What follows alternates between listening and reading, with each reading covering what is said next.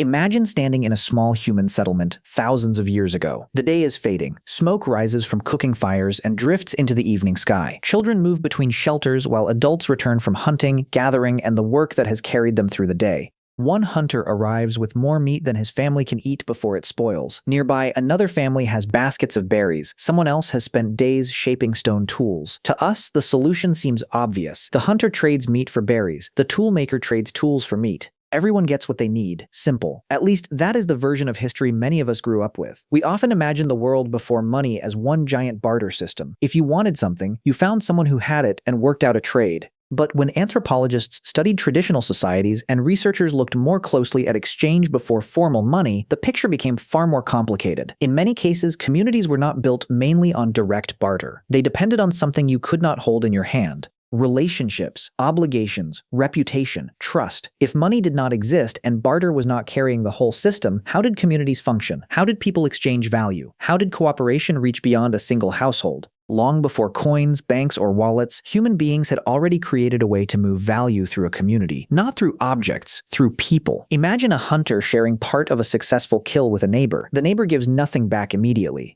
There is no receipt, no written agreement, no exact calculation, yet the hunter shares anyway. Because in a small community, everyone understands one hard truth. Luck changes. One day you return with food, the next day you come home empty-handed. When that day arrives, you hope others will remember. Not because they owe you under a formal contract, but because they remember who shared when times were good. In a world where everyone knew everyone else, memory carried value. People knew who contributed, who helped, and who could be trusted when life became difficult. And slowly, a surprising possibility appears. What if the first form of currency was not an object at all? What if it was trust? That sounds almost backwards today. Money feels concrete and measurable. Trust feels personal, emotional, and hard to count. Yet the deeper we look into the origins of exchange, the harder it is to ignore the role trust may have played. If barter seems so obvious, why was it not enough? Barter sounds simple. You have something I want. I have something you want. We trade. End of story. But real life is rarely that clean. Imagine you are a fisherman. You have caught more fish than your family can eat. What you need is a new pair of shoes, so you find a shoemaker. Problem solved. Except the shoemaker does not need fish. Maybe he already has enough. Maybe what he needs is firewood. Now you must find someone with firewood who wants fish. And perhaps that person wants pottery, animal hides, or help repairing a shelter instead. What looked simple suddenly becomes heavy. Economists call this the double coincidence of wants.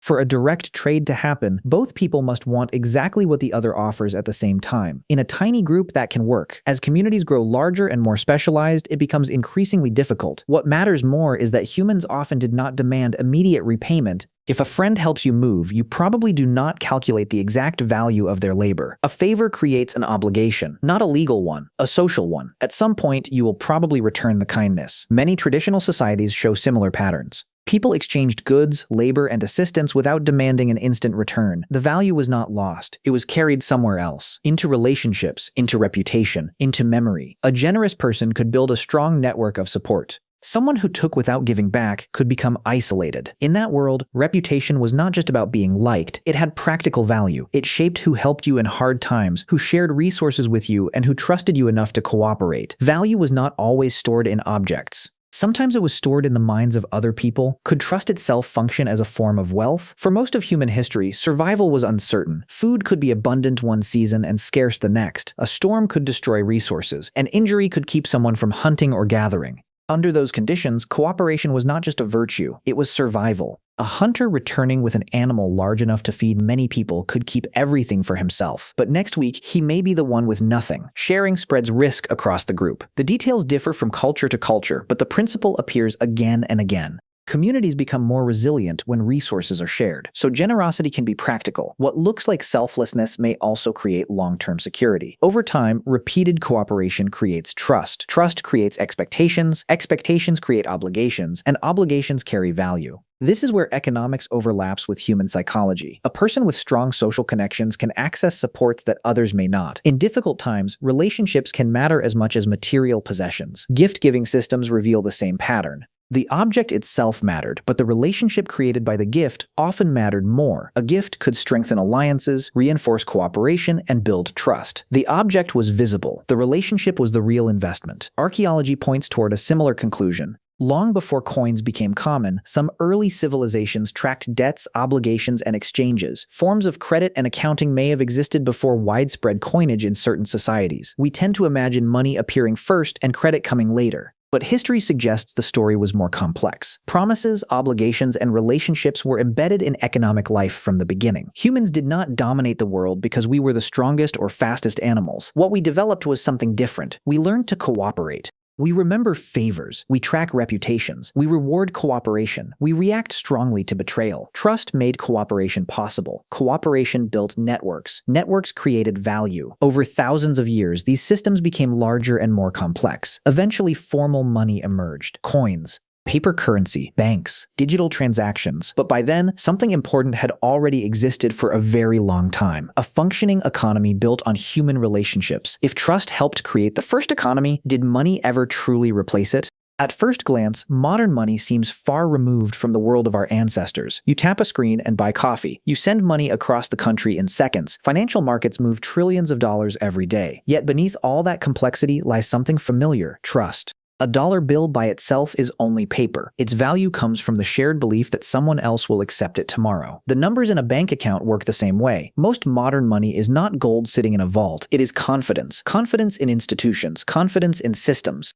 Confidence that promises will be honored. Banks work because people trust them with deposits. Loans work because lenders believe borrowers will repay. Businesses survive because customers trust that products and services will be delivered as promised. Even vast global economies depend on countless acts of trust between people who will never meet. The technology has changed. The principle has not. The same pattern appears in everyday life. Reviews, reputations, contracts, businesses, and long-term relationships all depend on trust. Lose that trust, and opportunities can disappear quickly. Earn it, and they begin to grow. In many ways, reputation still behaves like wealth. Not exactly like money, but closely connected to it. The simple story says humans invented money and civilization followed. Reality may be more interesting. Before humans created money, they created trust. Before they built financial systems, they built relationships. Money did not replace those relationships. It expanded them. It allowed cooperation to stretch beyond villages, beyond tribes, and beyond people who knew one another personally. Money scaled trust. Thousands of years ago, a shared meal could create an obligation that lasted for months. A remembered favor could help a family survive a difficult season. Today, the systems are larger and more sophisticated. But beneath every purchase, every loan, every contract, and every investment lies the same invisible force: the belief that another human being will keep their word. The belief that cooperation is possible. The belief that people can create value together. Perhaps that is why the history of money is not really a story about coins, paper, or numbers on a screen. It is a story about trust, about memory, about relationships, about the remarkable ability of human beings to depend on one another. The first money was not money at all.